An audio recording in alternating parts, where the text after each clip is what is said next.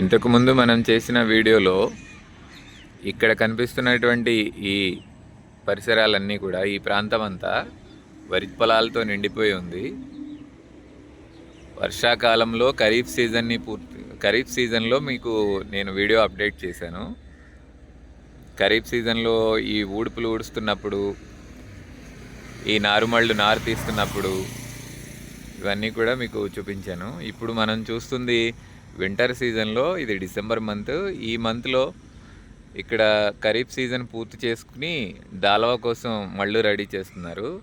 చూసారుగా, మళ్ళ నిండా నీళ్లు పెట్టి ఉంచారు. ఈ నీళ్లు తర్వాత అక్కడ దూరంగా కనిపిస్తున్న గ్రీనరీ కనిపిస్తుంది కదా, ఆ దూరంగా కనిపించే ప్లేస్లోనే వరి నారుమళ్ళు ఉన్నాయి. నాకు తెలిసి 1-2 రోజుల్లో ఇక్కడ మళ్ళన్నీ కూడా సిద్ధం చేసేస్తారు. ఆ తరువాయి వెంటనే ఉడుపులు ఓడ్చడం అనేది మొదలు పెడతారు. అంటే నాట్లు వేయడం అంటాం కదా.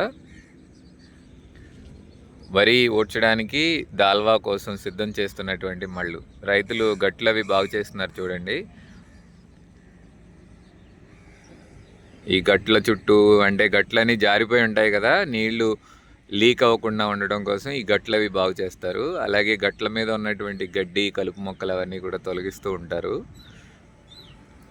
అలా తొలగించడం వల్ల గట్లు ఇంకొంచెం స్ట్రాంగ్గా వేస్తారు. అలా స్ట్రాంగ్గా వేయటం వల్ల వాటర్ లీకేజ్ అనేది అవ్వకుండా ఉంటుంది. మళ్ళలో ఉంచినటువంటి నీళ్లు నిల్వ ఉండడానికి ఇది ఉపయోగపడుతుంది అనమాట. బేసిక్గా ఇందులో డ్రిప్ ఇరిగేషన్లు అలాంటివి ఉండవు కదా, మళ్ళలోకి నీళ్లు పంపించి అలా ఉంచేయాలి. సో ఈ ప్రాసెస్ అనేది కంపల్సరీ చేయాలి. లేదంటే కనుక గట్లు పాడైతే వాటర్ అది లీకేజ్ అవుతుంది. అలాగే గట్ల మీద ఎక్కువ కలుపు మొక్కలు ఉన్నా అవి మళ్ళలో కూడా స్ప్రెడ్ అవుతాయి కాబట్టి చేస్తున్నారు. ఈ పక్కనే ఉన్న పొలాలు వరిచేలు కోయడం అయిపోయింది. ఆ ఒడ్లు కూడా తీసుకెళ్లడం అయిపోయింది.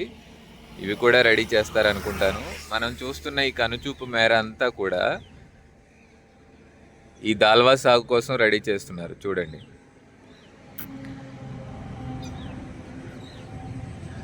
ఇదంతా కూడా దాల్వా కోసం రెడీ చేస్తున్నటువంటి ఏరియాని. ఎందుకంటే వరి మనకి ప్రధానమైన ఆహార పంట. సంవత్సరానికి 2 సార్లు పండిస్తూ ఉంటారు.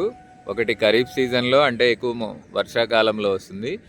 మరోది దాల్వా రబీ సీజన్ అంటాం. ఈ సీజన్లో మనకి డిసెంబర్ మాసం, అంటే నవంబర్-డిసెంబర్ మాసాల్లో ఎక్కువ మంది ఈ సాగుని కొనసాగిస్తూ ఉంటారు.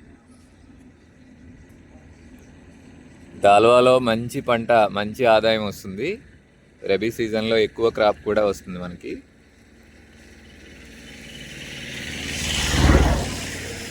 ఇది ఉదయాన్నే సూర్యోదయం జరుగుతున్న సమయం. చూడండి, ఇక్కడ కనిపిస్తున్నాడు కదా సూర్యుడు.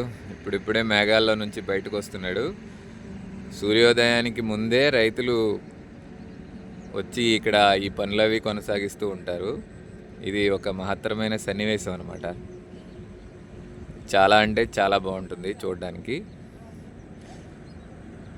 వీరికి మంచి పంట, మంచి ఆదాయం రావాలని మనం కూడా కోరుకుందాం. మీరు ఎక్కడైనా చూస్తే నాకు కామెంట్ చేయండి.